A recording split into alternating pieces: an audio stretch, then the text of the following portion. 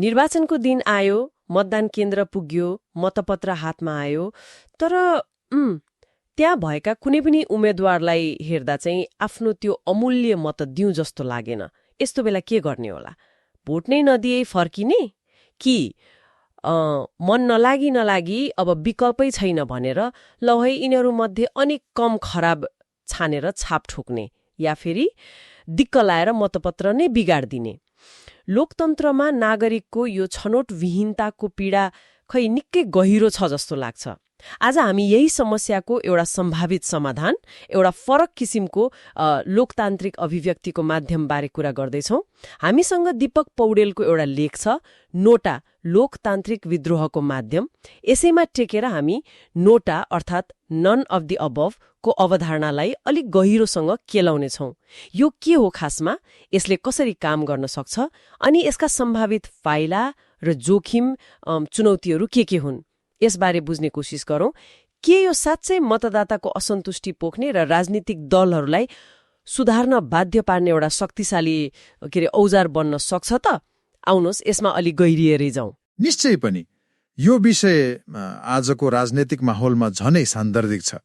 हामी देखिरहेका छौँ नि, मतदाताहरूमा उम्मेद्वार अनि दलहरूप्रति एक किसिमको वितृष्णा बढेको जस्तो। नोटाले कम्तीमा पनि मतलब व्यवस्थाभित्रै रहेर शान्तिपूर्ण तरिकाले आफ्नो असहमति दर्ता गराउने एउटा वैधानिक बाटो दिन सक्छ क्या? ल सुरु गरौँ त्यसो भए। नोटाको अर्थ के हो भन्ने बाटै। स्रोतले त नन अफ द अबभको छोटकरी रूप भनेको छ। यसको व्यावहारिक अर्थ के लाग्छ त? एकदम सरल छ। मतपत्रमा उम्मेद्वारहरूको नामको सूची हुन्छ नि, 1, 2, 3 यस्तै। त्यो सूचीको सबभन्दा अन्त्यमा एउटा अर्को विकल्प थपिने भयो, माथिका कुनै पनि उम्मेद्वार मलाई स्वीकार्य छैनन् भन्ने खालको। मतदाताले यदि लिस्टका कुनै पनि उम्मेद्वारलाई योग्य देख्नु भएन भने अरू कसैलाई भोट हाल्नुको साटो यही नोटा भन्ने विकल्पमा छाप लगाउन पाउनुहुन्छ। यसलाई विभिन्न ठाउँमा फरक फरक नाम पनि दिएका छन्। कतै नो भोट, कतै व्हाइट भोट, कतै ब्ल्याङ्क भोट वा अगेन्स्ट अल पनि भन्छन्। तर सार कुरा चाहिँ उही हो, उम्मेद्वारहरूलाई अस्वीकार गर्ने अधिकार। त्यसो पो।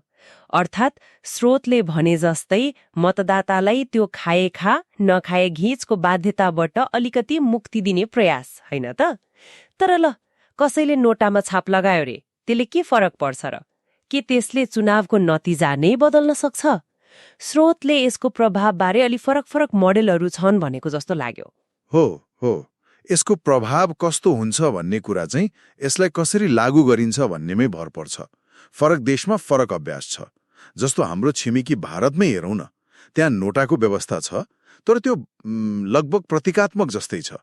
यदि कुनै चुनावमा नोटामा सबैभन्दा धेरै मत खस्यो भने पनि त्यसले चुनावी नतिजालाई असर गर्दैन। नोटा पछि मतलब दोस्रो धेरै मत जसले ल्याएको छ उही उम्मेद्वार विजयी घोषित हुन्छ। भनेपछि भारतमा यो केवल असन्तुष्टि देखाउने एउटा माध्यम मात्रै भयो त? यसले दलहरूलाई खासै दबाव दिँदैन होला नि त्यसो भए? त्यस्तो पनि ठ्याक्कै होइन। नतिजा नबदलिए पनि यदि नोटामा राम्रै संख्यामा मत खस्यो भने त्यसले दल र विजयी उम्मेद्वारलाई ठूलो नैतिक सङ्कटमा पार्छ नि। जनताले हामीलाई अस्वीकार गरेका छन् भन्ने एउटा शक्तिशाली सन्देश त जान्छ। यसले उनीहरूलाई भविष्यमा सच्चिन अलि राम्रो उम्मेद्वार दिन प्रेरित गर्न सक्छ। यो एक किसिमले जनमतको तापक्रम नाप्ने थर्मोमिटर जस्तो भयो क्या? तर योभन्दा कडा खालको नोटा व्यवस्था पनि हुन सक्छ, जसको अभ्यास विगतमा केही देशहरूले गरेका पनि थिए। कस्तो कडा व्यवस्था? स्रोतले नेपालको सन्दर्भमा पनि एउटा बलियो मोडेलको प्रस्ताव गरेको छ, होइन र? हो, विगतमा रुस, पोल्यान्ड जस्ता देशहरूमा नोटाले बहुमत पाएमा निर्वाचनै रद्द हुने प्रावधान थियो रे। दीपक पौडेलको यो लेखले नेपालका लागि पनि यस्तै परिणाममुखी नोटाको प्रस्ताव गरेको छ। उहाँको प्रस्ताव अनुसार यदि कुनै निर्वाचन क्षेत्रमा खसेको कुल सदरमत मध्ये सबै उम्मेद्वारले पाएको जम्मा मतभन्दा नोटामा परेको मत बढी भयो भने त्यो निर्वाचन रद्द हुनेछ अनि पुनः निर्वाचन गराइनेछ। ओहो, निर्वाचनै रद्द? यो त निकै कडा सुनियो त। हो, तर यसमा एउटा महत्त्वपूर्ण थप प्रस्ताव पनि छ।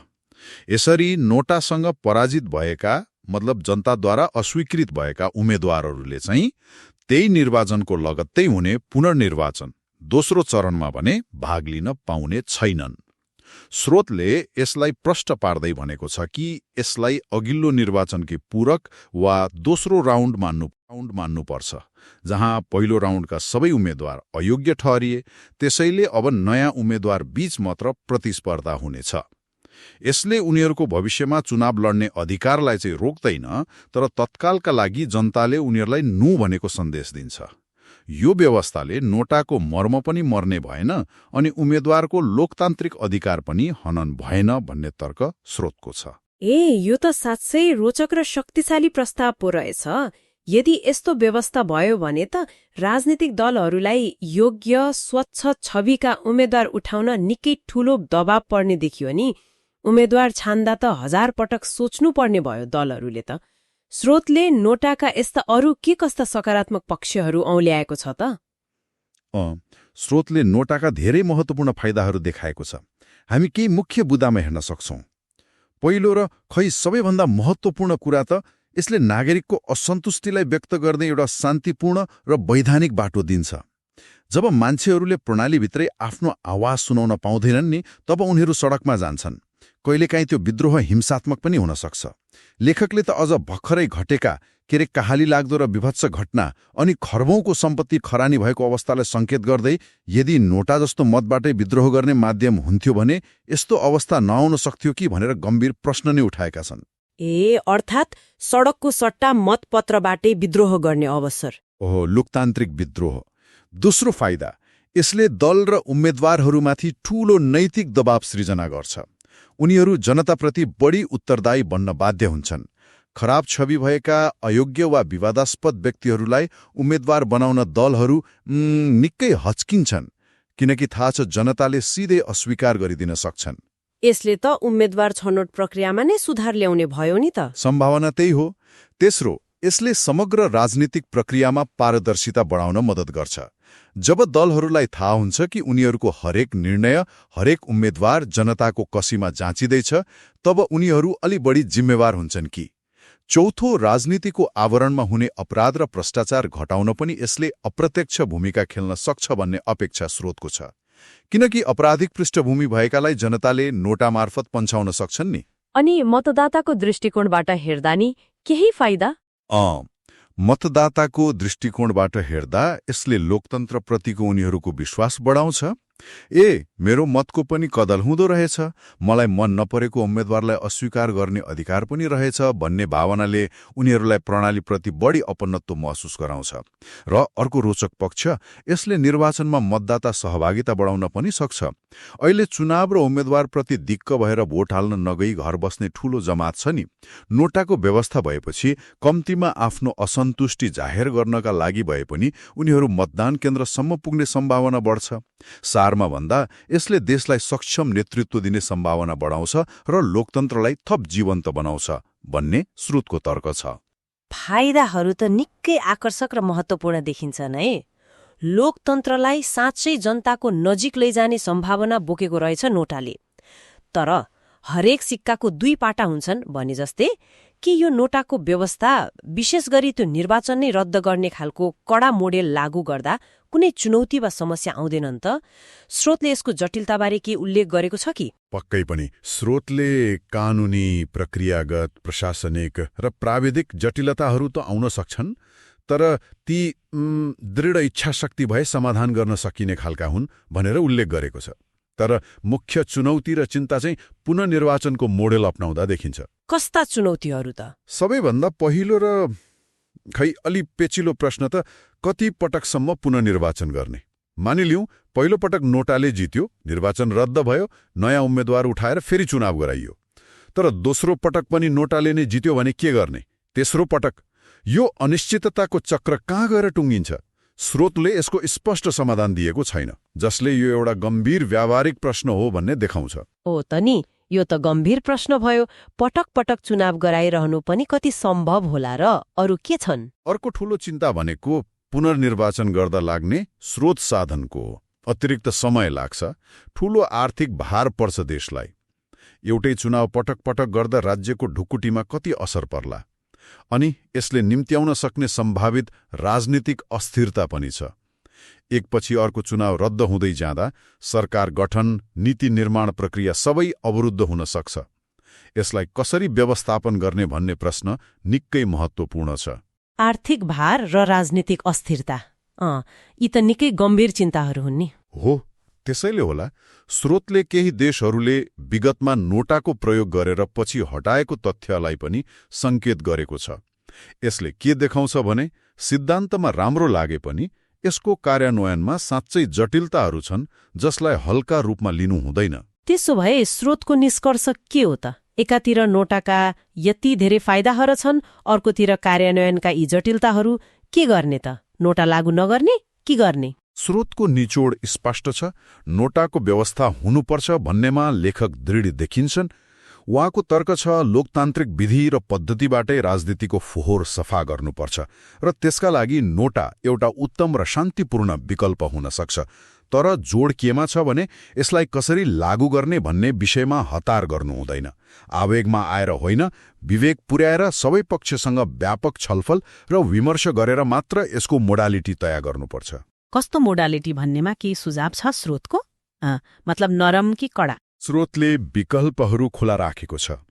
भारतको जस्तो केवल प्रतीकात्मक असन्तुष्टि मापन गर्ने खालको नरम नोटा अपनाउने हो कि वा निर्वाचन नै रद्द गर्ने खालको कडा नोटामा जाने हो, या फेरि यी दुईको बीचमा कुनै मध्यम मार्गी उपाय खोज्ने हो, जस्तै नोटाले एक निश्चित प्रतिशतभन्दा बढी मत पाएमा मात्र पुनर्निर्वाचन हुने वा पराजित उम्मेद्वारलाई निश्चित अवधिका लागि मात्र चुनाव लड्न रोक लगाउने जस्ता विकल्पहरू पनि हुन सक्छन् नि। महत्त्वपूर्ण कुरा यसको निर्णय राजनीतिक दल, नागरिक समाज, विज्ञहरू र आम जनता बीचको विस्तृत छलफलपछि मात्र लिनुपर्छ भन्ने स्रोतको सुझाव छ।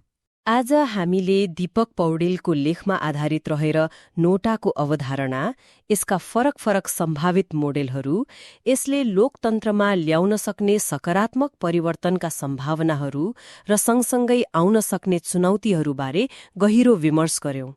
यो कुरा स्पष्ट भयो कि नोटा केवल एउटा प्राविधिक विकल्प मात्र होइन, यो त मतदाताको हातमा रहने एउटा शक्तिशाली लोकतान्त्रिक औजार बन्न सक्छ जसले उम्मेद्वार र दलहरूलाई नागरिकको आवाज सुन्न बाध्य पार्न सक्छ। बिल्कुल, यसले राजनीतिक दलहरूलाई बढी जवाबदेही बनाउन, उम्मेद्वार छनौट प्रक्रियामा सुधार ल्याउन र अन्ततः लोकतन्त्रलाई नै थप सुदृढ पार्न महत्त्वपूर्ण भूमिका खेल्न सक्छ। तर यसको सफलता यसको सही कार्यान्वयनमा निर्भर गर्छ। विशेष गरी पुनर्निर्वाचन जस्ता कडा प्रावधानहरूले ल्याउन सक्ने आर्थिक भार र राजनीतिक अस्थिरताको जोखिमलाई कसरी सन्तुलनमा राख्ने भन्ने पक्षमा गम्भीर र व्यावहारिक चिन्तन आवश्यक देखिन्छ। स्रोतले जोड दिए जस्तै लोकतन्त्रको सुन्दरता भनेकै यसले आफ्ना समस्याहरूको समाधान पनि आफ्नै विधि र प्रक्रिया भित्रैबाट खोज्ने अवसर दिनु हो।